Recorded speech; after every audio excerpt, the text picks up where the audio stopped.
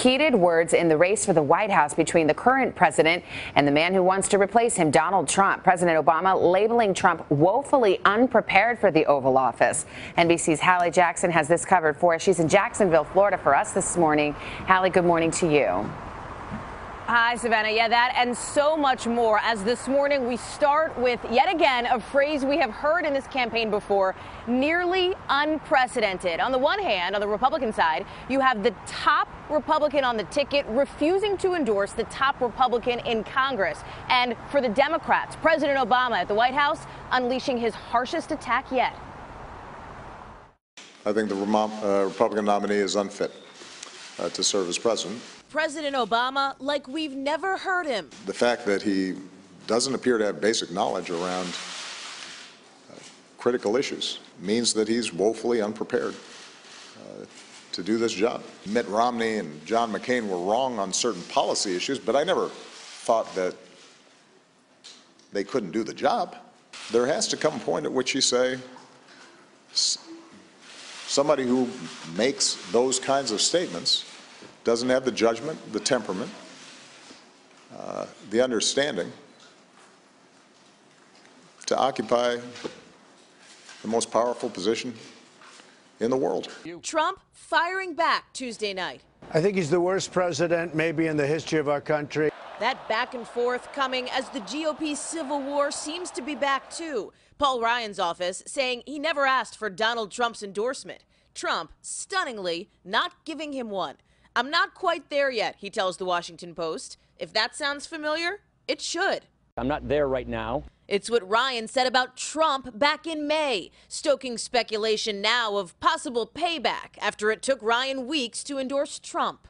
Ryan's office says he's confident, regardless, in a victory in his re-election bid Tuesday. But the House Speaker is not the only Republican heavyweight Trump's not sure he'll support. Senator John McCain has his own tough fight coming up in Arizona. I'm only thinking about it. I mean, I've never been a big fan of John McCain, and I just hate the way our veterans have been treated by John and other people. That coming just a day after McCain criticized Trump for his comments about two Gold Star parents. Khizr Khan, the father of a fallen soldier, again taking aim overnight, this time for this moment at a Virginia rally. He handed me his Purple Heart. I always wanted to get the Purple Heart. This was much easier. You know what you should have done? And listen to me, and I want his surrogates to listen to me. You should have pinned that back to that veteran's chest and should have hugged him and thanked him. No laughing matter as the nominee saves his jokes for his rallies. Interrupted by a crying baby. Don't worry about that baby. I love babies. So, actually, I was only kidding. You can get the baby out of here.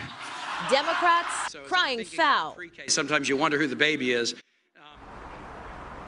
And it's not just questions of unity within the Republican Party, with the Wall Street Journal reporting this morning former President George W. Bush took aim at Trump in a private fundraiser, hitting his isolationism.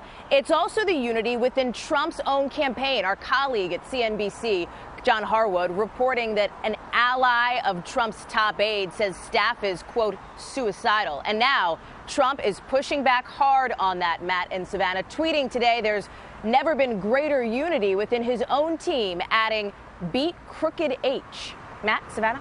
All right, Hallie Jackson, thank you. Hello, Today fans. Thanks for checking out our YouTube channel. Subscribe by clicking that button down there and click on any of the videos over here to watch the latest interviews, show highlights, and digital exclusives.